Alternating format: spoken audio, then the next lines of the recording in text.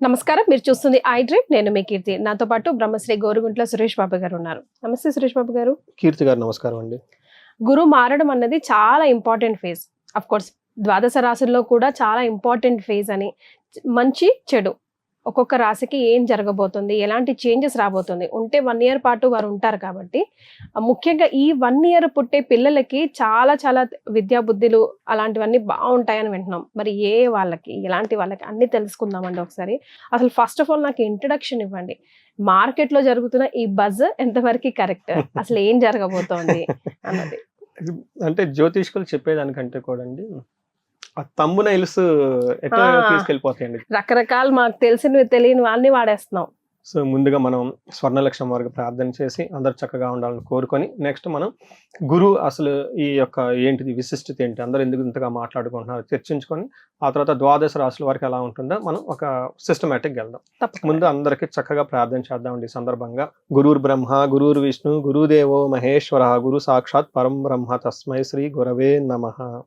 మహాలక్ష్మి నమస్తే అస్తు పరబ్రహ్మ స్వరూపిణి రాజ్యం దేహి ధనం దేహి సర్వకామాంచ దేహి మే.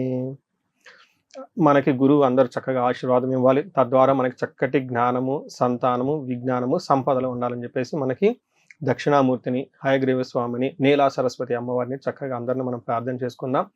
అంతేకాకుండా ప్రతి ఒక్కరికి 12 రాసుల వారికి ఈ గురువు మారుతున్న సందర్భంగా గురువు సంపదలు ఇవ్వడానికి ఒక కారకుడు గురువు అనమాట.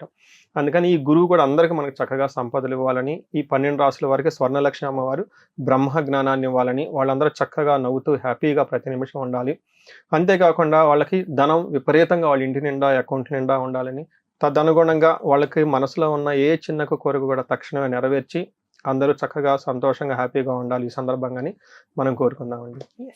ముందుగా మీరు అడిగిన విధంగా ఈ థంబ్నెయిల్స్ ఇది అది మనం రకరకాలు చూసుకున్నాం అనుకోండి. కొన్నిసార్లు నా వీడియోలకి నా థంబ్నెయిల్స్ నాకు ఫోటోలు తీసి పెడుతూ ఉంటారు. ఏమంటే లోన ఒక రకంగా ఉంది, పైన ఒక రకంగా ఉంది. కొన్నిసార్లు ఏమంటే మీ థంబ్నెయిల్ చూసి మేము భయపడుతున్నామండి. వాళ్ళు ఏమనుకుంటారంటే నేను పర్సనల్ గా పెట్టించాను అనుకుంటారు.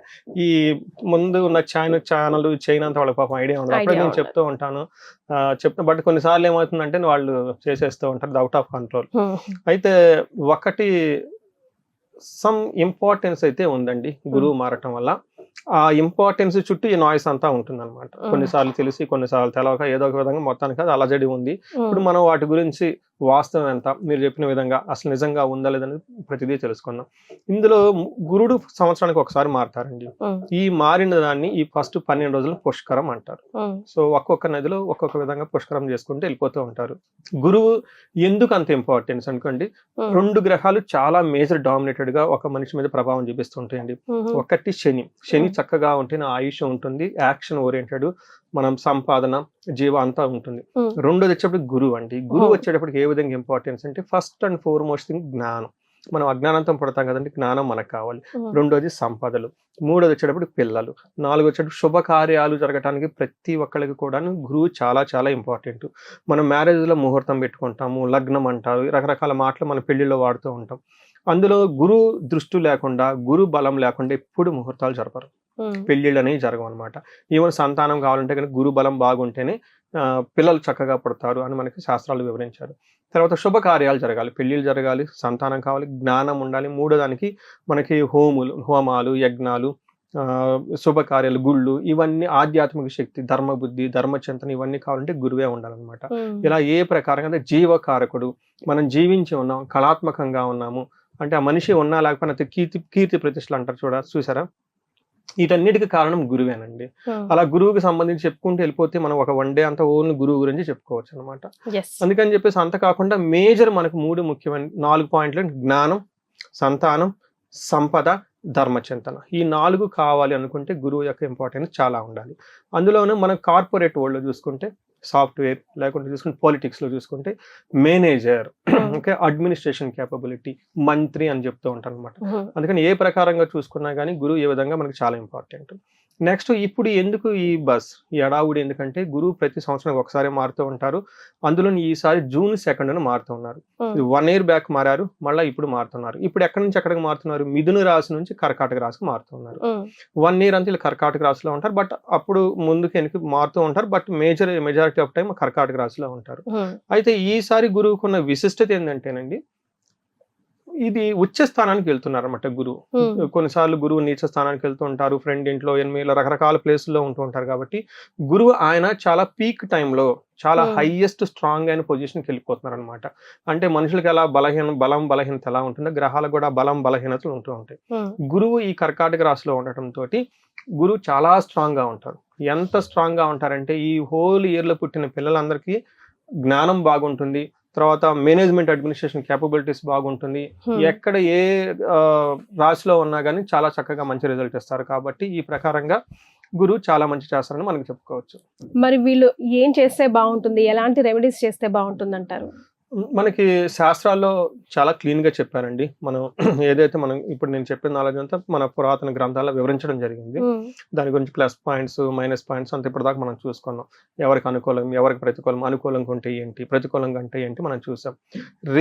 రెమెడీస్ కూడా చాలా క్లీన్ గా పెట్టారండి. ఫస్ట్ ఏంటంటే గురువుకి జపం చేయించాలి. 16,000 సార్లు జపం చేయించాలి. గురువుకి అధిదేవత ప్రతిదేవత అని అంటారు, వాళ్ళకు కూడా జపాలు చేయించాలి. జపం అయిపోయిన తర్వాత నెక్స్ట్ మోస్ట్ ఇంపార్టెంట్, చాలా మందికి తెలవదండి, తర్పణం అంటారు. తర్పణం చేయించాలి. తర్వాత హోమం చేయించాలి. నెక్స్ట్ దానం చేయాలి. ఇలా జప దాన తర్ప హోమాదులని సంపూర్ణ శాంతి పూజలు అంటారు. ఇది అయిపోయిన తర్వాత క్షేత్ర దర్శనాలు చేయాలంట. చాలా మంది ఇది కూడా మిస్అండర్స్టాండింగ్ అండి. మాకు కాలసర్ప దోషం ఉంది, శ్రీశైలం వెళ్ళిపోయాం, లేదంటే శ్రీకాళహస్తి వెళ్ళిపోయాము, ఇది ఉందన్నారు, ఈ గుడికి వెళ్ళామని చెప్తూ ఉంటారండి. అది ఇంపార్టెంటే, కానీ దానికి ముందు చేయాల్సిన ప్రక్రియ కూడా చాలా ఉంటుందండి. ఇవి చేసిన తర్వాత క్షేత్ర దర్శనానికి వెళ్తే చాలా బాగుంటుంది. బెస్ట్ అంటే దక్షిణామూర్తికి సంబంధించిన దేవాలయాలు, హయగ్రీవ స్వామికి సంబంధించిన దేవాలయాలు, నీలా సరస్వతి దేవికి సంబంధించిన దేవాలయాలు. ఇంతే కాకుండా ఎక్కువగా చాలా మంది కోటప్పకొండ చాలా చాలా పవర్ఫుల్ అండి. అరుణాచలము, కోటప్పకొండ ఇలాంటి ప్రసిద్ధమైన దేవాలయాలకు వెళ్ళి అక్కడ గురువుకు సంబంధించిన హోమాలు చేసుకుంటే చాలా బాగుంటుంది. ఇవి వాళ్ళు చేసుకోలేరు కాబట్టి పండితుల దగ్గర, తర్వాత బ్రాహ్మణుల దగ్గర, వాళ్ళ సమక్షంలో జరుపుకుంటే చాలా బాగుంటుంది. ఇవి కొంచెం టెక్నికల్ గా చేయాల్సిన పూజలు. మరి వాటికి ఆల్టర్నేటివ్ గా ఇంకా ఏమైనా పద్ధతులు ఉన్నాయంటే గురువులకు సంబంధించిన వాళ్ళ దగ్గర ఆశీర్వాదం తీసుకోవటం, ఆశ్రమాలకు వెళ్ళటం, తర్వాత మఠాలకు వెళ్ళటం, అక్కడ సేవ చేయటం. మెయిన్ సేవ చేయటం ఇంపార్టెంట్. తర్వాత యాన్షియంట్ స్క్రిప్చర్స్ ని బాగా చదువుకోవటం. లైక్ మనకి అష్టాదశ పురాణాలు కానివ్వండి, లేదంటే భగవద్గీత కానివ్వండి, ఇలా మనకి పురాతనమైన గ్రంథాలు, గురువులకు చెప్పిన సంబంధించిన ఇవి చదువుతూ ఉంటే చాలా బాగుంటుంది. వీటితో పాటుగా మనకి ఇంకా ఏం చెప్తారంటే గురువుకి సేవ అంటే చాలా ఇష్టం. అందుకని గురువులకు సంబంధించిన బట్టలు పెట్టడం, తర్వాత శనగలు దానం చేయటం, వాళ్ళకి కలిసి వాళ్ళ ఆధ్వర్యంలో చక్కటి సలహా తీసుకుని ముందుకెళ్ళటం. అలా వీళ్ళకి మెంటార్స్ అని ఉంటారు, తర్వాత కొంతమంది కన్సల్టెంట్స్ అని ఉంటారు, ఇంటికి సంబంధించిన బ్రాహ్మణులు ఉంటారు. అలాంటి వాళ్ళ దగ్గర ఆశీర్వాదం తీసుకుంటూ ఉంటే గురువుకి సంబంధించి చాలా విషయాల్లో చాలా అనుకూలంగా ఉండి మంచి మంచి రిజల్ట్ వచ్చే అవకాశం ఎక్కువ ఉంటుందండి. చాలా సంతోషం అండి. ద్వాదశ రాశుల వారికి ఎలా ఉంటుంది తెలియజేయడంతో పాటుగా గురు మార్పు వల్ల రెమెడీస్ ని కూడా సూచించారు. ధన్యవాదాలండి.